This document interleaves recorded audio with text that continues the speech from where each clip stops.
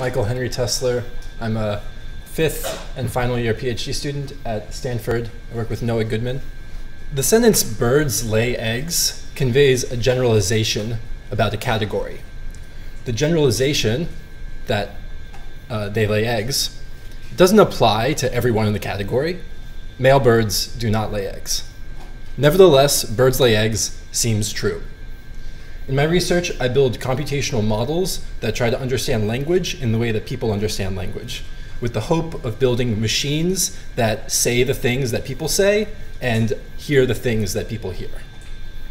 Sentences like this one pose a formidable challenge. Only 50% of birds lay eggs.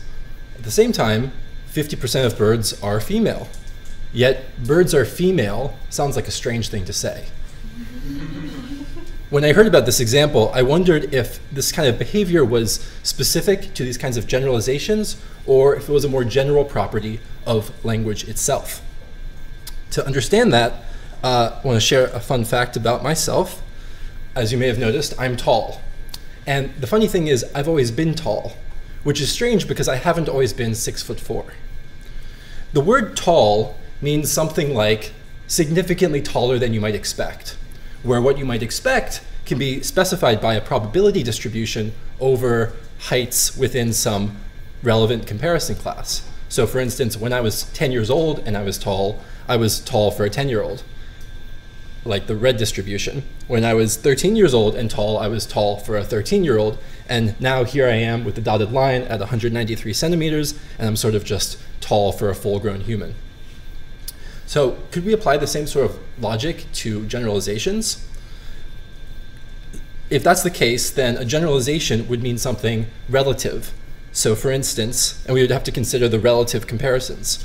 So these are possible distributions over the prevalence of the feature. Let's look first at the being female distribution. No matter what animal you might think of, probably 50% of that animal is female. Now, what about laying eggs? Well, it might depend. If you're thinking of a falcon, then probably 50% of it is female, lays eggs. But if you're thinking about a bear, 0% of it lays eggs. So what counts as significantly greater than you might expect might be relative to this distribution.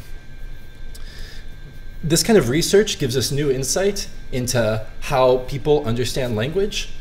Generalizations are the way we think about abstract categories and also how we learn about the world. And by understanding simple statements like generalizations, we can begin to imagine how the mind of a young child can learn about the world in a way that no machine currently can. Thank you.